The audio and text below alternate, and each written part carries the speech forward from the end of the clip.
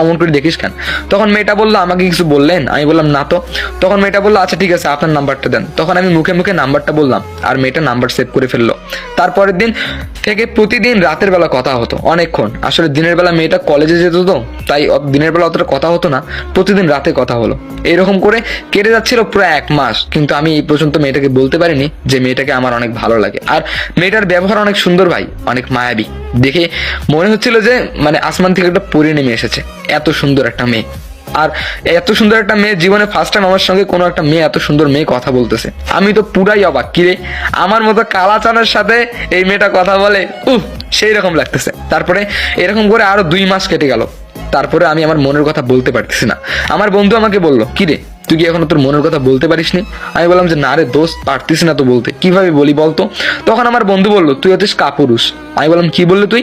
এই কথা বলে আমার বন্ধুকে খুব জোরে একটা থাপড় মারলাম। আজকে আমি প্রপোজ করব, আজকে আমি প্রপোজ করব, তোকে আমি চ্যালেঞ্জ করলাম। তখন আমার বন্ধু বললো, যা যা, তুই যে কি করবি এটা আমার ভালো করে জানা আছে। আমি বললাম যে দোস্ত তুই এমন করে বলতেছিস আমাকে? তখন আমার বন্ধু বললো, যদি তুই প্রপোজ করতে পারিস তাহলে তুই যা চাইবি আমি তোকে তাই দিব। আমি বললাম ঠিক আছে। এরপরে আমি রাতের বেলা মেয়েটা কল দিছে। তখন আমি মেয়েটাকে বললাম, তোমার সঙ্গে আমি দেখা করতে চাই প্লিজ। তখন মেয়েটা বললো, ঠিক আছে দেখা করব, কিন্তু একটা শর্ত আছে। আমি বললাম আবার শর্ত? তখন মেয়েটা বললো যে হ্যাঁ আবার একটা শর্ত। আমি বললাম কি শর্ত? তখন মেয়েটা বললো, যদি আমার সঙ্গে দেখা করতে আসো তাহলে কিন্তু আমার জন্য একটা গিফট নিয়ে আসতে হবে। আমি বললাম কি গিফট? তখন মেয়েটা বললো, আমাকে একটা ফোন কিনে দিতে হবে। আমি বললাম ফোন? তখন মেয়েটা বললো হ্যাঁ, আমাকে একটা ফোন কিনে দিতে হবে, রিয়েলমি C25, আর এই ফোনের দাম হলো 15,000 টাকা। আমি বললাম কি বলতেছেন এগুলা? তখন মেয়েটা বললো, যদি ফোন কিনে না দাও না তাহলে তোমার সঙ্গে আর কখনো কথা বলবো না। আমি বললাম আচ্ছা আচ্ছা ঠিক আছে দিব। এই কথা বলে আমি মেয়েটাকে বললাম যে আচ্ছা একটু ফোনটা রাখি, হ্যাঁ আমার একটু বাথরুমের চাপ দিছে তো। তখন মেয়েটা হাসতে হাসতে বলে যে আচ্ছা ঠিক আছে। এই কথা বলে আমি ফোনটা রেখে দিলাম।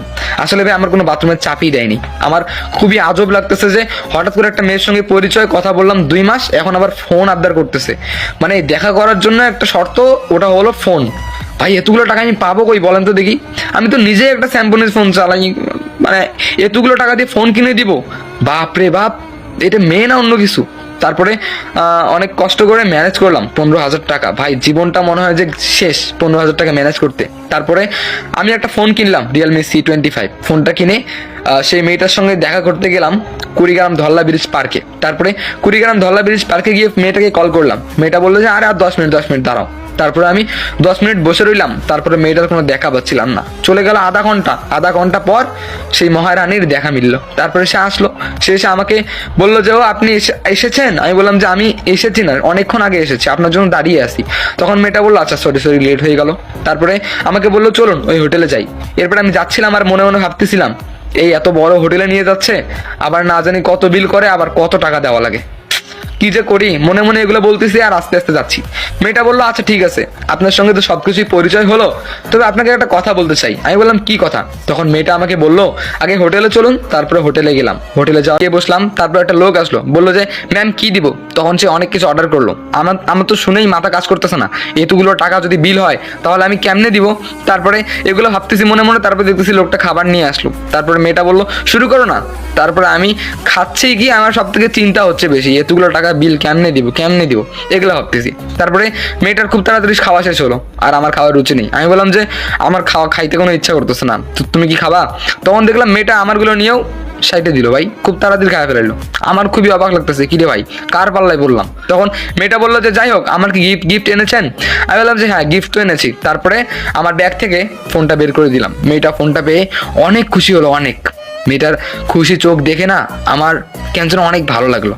জীবনের প্রথম একটা মেয়েকে ভালোবেসেছি, তবে এখনো বলতে পারিনি, কিন্তু তারপরে অনেক ভালো লাগতেছে। প্রিয় মানুষটা খুশি হওয়াতে অনেক ভালো লাগতেছে। তারপরে আমি বললাম আচ্ছা আপনি কি খুশি? তখন মেয়েটা বললো যে হ্যাঁ আমি অনেক খুশি। আমি বললাম যে হ্যাঁ আপনি খুশি হলে আমার অনেক ভালো লাগে। তখন মেয়েটা বললো আচ্ছা আপনি এতগুলো টাকা পেলেন কোথায়?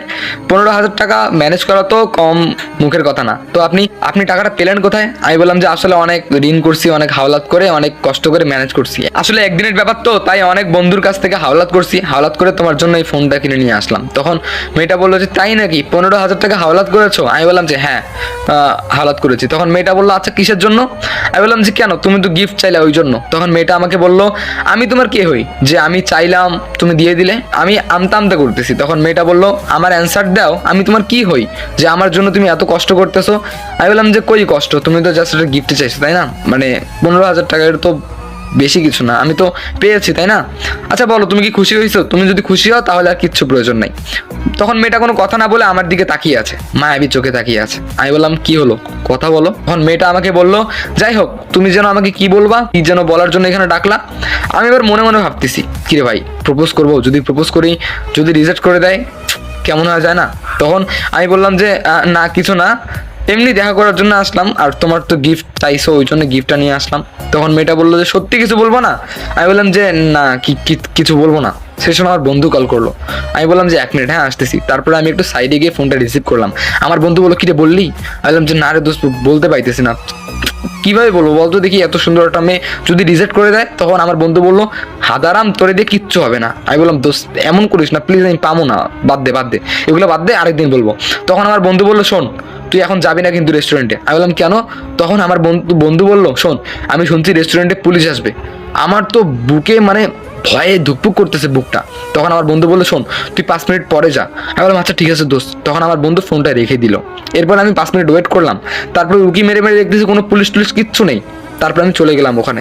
তখন যাওয়ার সঙ্গে সঙ্গে মেয়েটার যেমন ব্যবহার ছিল চেঞ্জ হয়ে গেল ভাই, অটোমেটিক চেঞ্জ হয়ে গেল।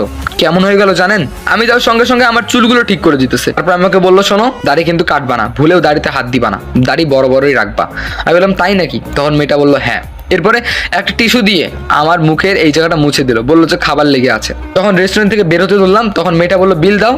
তখন আমি বিল দিয়ে দিলাম রেস্টুরেন্টে। তারপরে বেরিয়ে পড়লাম। তখন মেয়েটা বললো এখন কি চলে যাবা? আমি বললাম না এখনো তো যাবো না। তখন মেয়েটা বললো যে চলো কোনো একটা জায়গায় গিয়ে বসি। তারপরে আমরা দুজন এক জায়গায় গিয়ে বসলাম। তারপরে দেখতেছি মেয়েটা আস্তে আস্তে আমার কাছে আসতেছে। কাছে এসে আমার ঘাড়ের মধ্যে হেলান দিল। ঘাড়ের মধ্যে হেলান দিয়ে বলতেছে আচ্ছা তুমি আমাকে কি বলার জন্য আসছো, সেটা কি তুমি সত্যি বলবা না? আমি বললাম যে না মানে কিছু বলতে